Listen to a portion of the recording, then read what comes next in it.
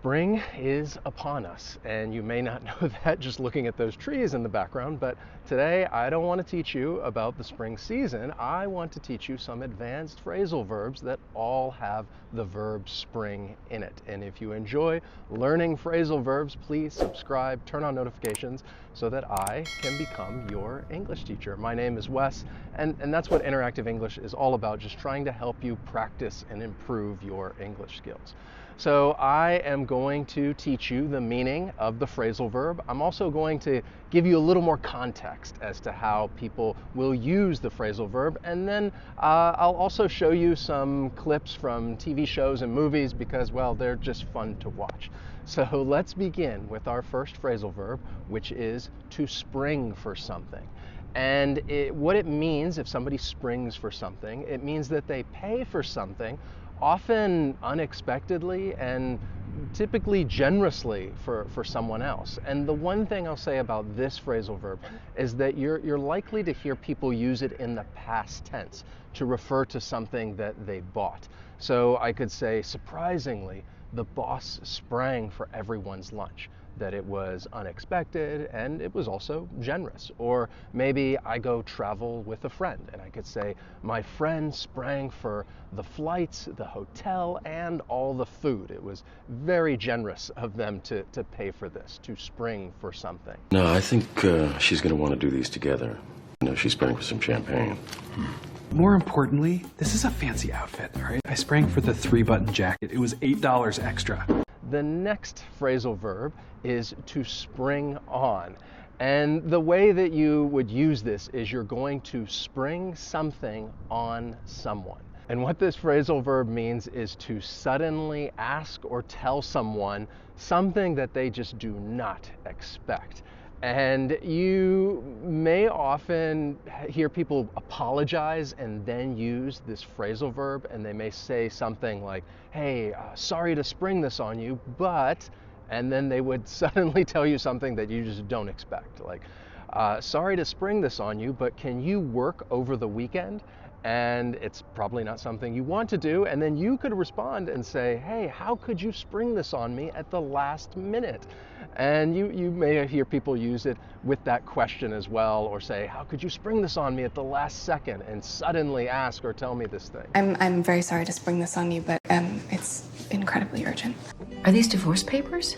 Sorry to spring this on you, but I didn't think it would be a problem. And I'm going to spring something on you right now. And maybe you expect it, maybe you don't, but it's good news, so I'm not going to apologize. And what I'm going to spring on you is that you can now join my speaking course if you'd like to practice and improve your speaking skills. Speak directly with me, and just click on that link down below. And when you do, there is a special discount just for you. The course is all about trying to help you speak confidently, speak clearly, and speak naturally. To help you speak confidently, each week there is a different speaking topic. We do engaging activities, help you build your vocabulary, and all of it is just to give you a little more confidence when you're having a conversation. To help you speak clearly, each lesson we warm up with something related to pronunciation or connected speech, and there are also pronunciation video lessons included in the course, and it's not just going to help you speak clearly, but I think it will really help your listening comprehension as well. And when it comes to speaking naturally, we're going to talk about some of the language nuances, when to use certain words and phrases, practice using idioms, as well as using a variety of different ways to express some common ideas. So click on the link down below in the description if you'd like to join or learn more about the course, and I just hope to speak to you soon. So now let's get back to our spring phrasal verb lesson, and the next phrasal verb that I have for you is spring up. And what this means is to appear or exist suddenly. And people might use this to talk about like the land. Maybe I could say weeds are springing up all over the lawn. Or people may also use this to refer to businesses. If I were to say new cafes have sprung up all over town these past couple of years. So to spring up is to appear suddenly. This just sprang up. You know what I think it is? It's the mark a Buddha. Why didn't you stay at the Elvis tent city that sprang up on my lawn? The next phrasal verb is spring from, and this one actually has two meanings. So the first meaning is to come from or appear suddenly. I could say that the cat sprang from behind the bushes. And then the next meaning is just to be the result of something. If I were to tell you that his anxiety springs from feelings of insecurity, that is the result from this thing, his feelings of insecurity. They found us. They sprang from the trees and waste to 40 of our most formidable men. Oh, it all makes sense now, Journal. True love always springs from true hate. So the next two phrasal verbs are not as common, but I still think they're useful because they're very specific. And I wanted to teach you spring forward or spring ahead. You could use either one when referring to daylight savings time. And I know there are many countries out there that do not have daylight savings time, but this is when people will set their clocks 1 hour ahead, which means that the days are longer and the nights are shorter. So even right now, the clocks are getting ready to spring forward. Not yet, but I think in a couple of weeks, they're going to spring forward, and I will have to set it 1 hour ahead. So spring forward, spring ahead, they mean the same thing. You could use either one. I miss you when I close my eyes during a sneeze. I miss you when the clock springs ahead an hour. We'll never get that time back. Times I get confused too, especially during daylight savings time.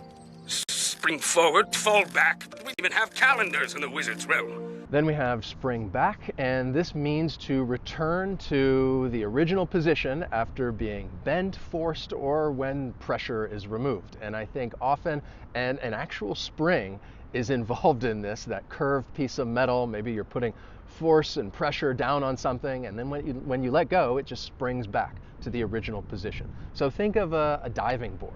After someone dives into the pool, the diving board will spring back to the original position. And I told you that this phrasal verb, it's very specific, so it's not common, and I actually could not find a video clip using this phrasal verb, so let's just move on. And right now, I want to teach you some useful phrases with the word spring, some bonus phrases. And the first one that I have is spring to life. And if you say that a person or group of people springs to life, it means that they become active and lively again. And think of it that people might use it when you're talking about somebody who is maybe a little sleepy, or they're just not fully aware, and then something happens and they suddenly spring to life. Maybe at a football match, the team is losing, and then the crowd sprang to life when they scored a goal. And you could even use this with the word back and say that someone springs back to life. And in that case, you could think of it like they're returning to that position of being active and lively, and they spring back to life. The creature sprang back to life, so I plunged the sword back into the hag's chest.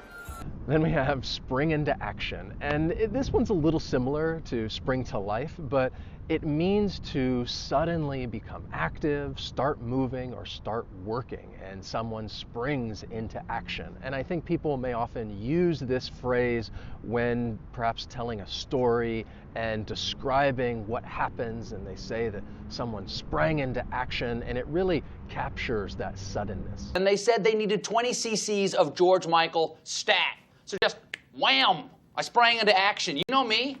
Then we have the phrase a spring in one step, and this means that someone is walking energetically and in a way that shows that they're happy and confident. And often I think you might hear people use this phrase to, well, describe someone else. And maybe you're wondering why they are happy and walking the way they are. And you could say that you notice that someone has a spring in their step, and you're wondering what's going on. Pete's having an affair. What? Lipstick, the spring in his step? You look marvelous.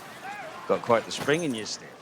Has your leg grown back? So I hope you learned some new phrasal verbs in this lesson, and if you did, please hit that like button. And if you want to spring into action and join my speaking course and speak directly with me, just click on that link down below. And yeah, you could spring for this course, which is going to be a generous treat for yourself.